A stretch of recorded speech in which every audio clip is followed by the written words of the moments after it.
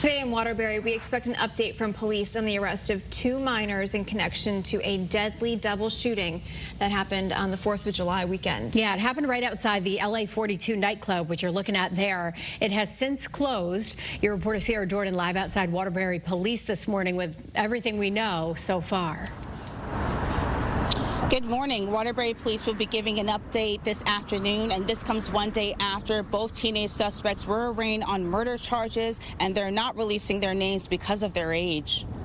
It was the night of July 5th when gunfire erupted outside LA 42 nightclub in Waterbury, leaving 22-year-old Trayvon Dunbar and 18-year-old Zanaya Dawkins dead. 5 days later, investigators tracked down 2 juvenile suspects in New Britain, taking them into custody after executing arrest warrants.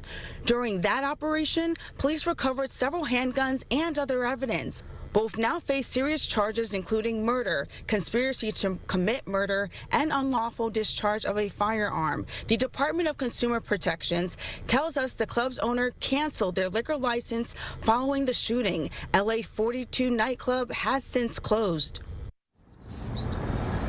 Waterbury Police are still investigating the deadly shooting. Anyone with information is urged to reach out to Waterbury Police or Crime Stoppers, and we expect that update at 2 p.m. Once we learn the latest, we'll bring it to you both online and the WFSB app. Your reporter live in Waterbury, Sierra Jordan, Channel 3 Eyewitness News.